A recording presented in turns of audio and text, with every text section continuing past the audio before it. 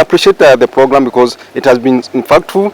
Person with disability can now share testimonies, and my humble request is the county government, when they are making policies, especially for tender and procurement, let it be intentional that they consider person with disability, because I foresee whereby they are left out when during tendering and processes. Like right now in Laikipia, we are at maybe 1%, and under the new Disability Act, if we go like 5%, it will be a win for them. So my advice is that when the government is making policies, let it be intentional that they consider persons with disability. Because National Council of Persons with Disability has the funds. If you have an LPO, they can finance your LPO financing through the KCB. So I'm happy that through networking and through these partners, we are able to see the impact and achievements we have made as Light for the World. Training under Light for the World, now my business has increased. I've also been able to diversify my business. So I'm not just doing the shop, the small shop we had before, where I was the only one working and the supply only supplying to one organization, which under the county ilikuwa ina take long kulipa. Saizi I'm working with also private sector who are paying better. And then I've diversified my business. Now I'm also into the baking business, meaning now my finances are at a better place kuliko mali nilianza.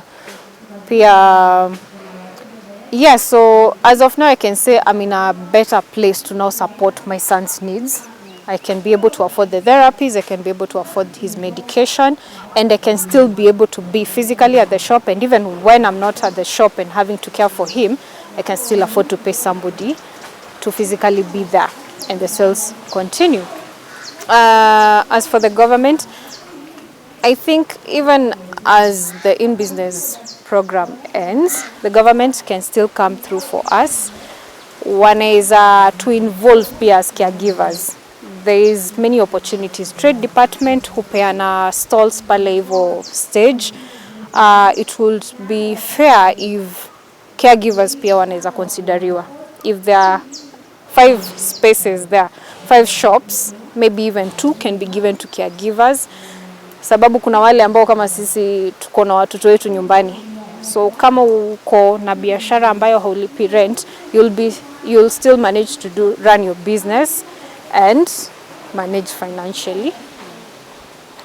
Peer opportunities kama the exhibitions, most of them for us to attend, kama zile ambazo na attend saizi, you have to pay to take your products for the exhibition. If the government can come through and have a program where wana sponsor hata kama ni wanabiashara kadhaa to attend the exhibition, so that we can gain visibility for the products tunauza.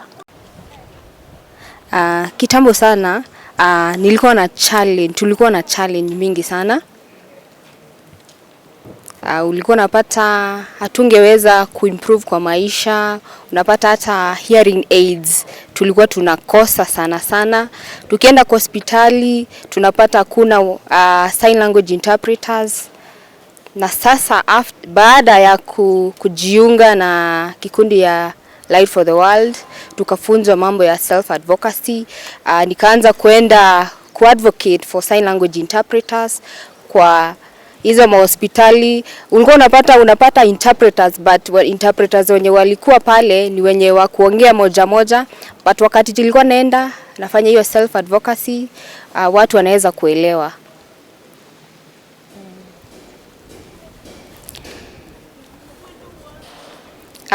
Baadaye ndio sasa serikali ya kaunti ya Laikipia ikaanza at least inaweza kujua kweli kuna interpreters ambao kweli wanajua ishara kabisa, na ndio wale ambao the deaf community wanahitaji.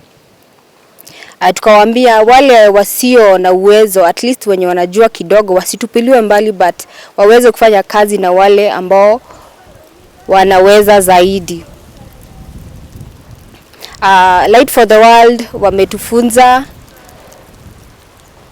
Kitambo deaf community tulikuwa tunatupiliwa, unapata tunaenda tunaomba kazi lakini tunaambiwa hatuwezi, lakini tulikuwa tunaambiwa sisi tunajua kuongea. Walikuwa wanatupea attitude, but tulikuwa naenda advocate, like anaenda kwa hospitali, naenda kwa county, naambia sisi tuko na mikono tunaweza fanya kazi. Na tumeona wamefanya kazi, tumeona mmoja ameajiriwa kwa revenue, mwingine kwa environment.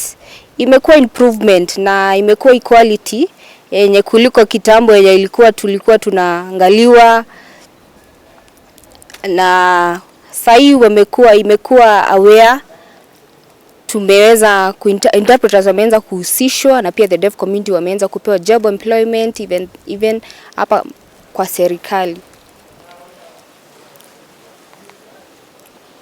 So yeye amesaidia na hii program na kukuwa nini? Kukuwa interpreter.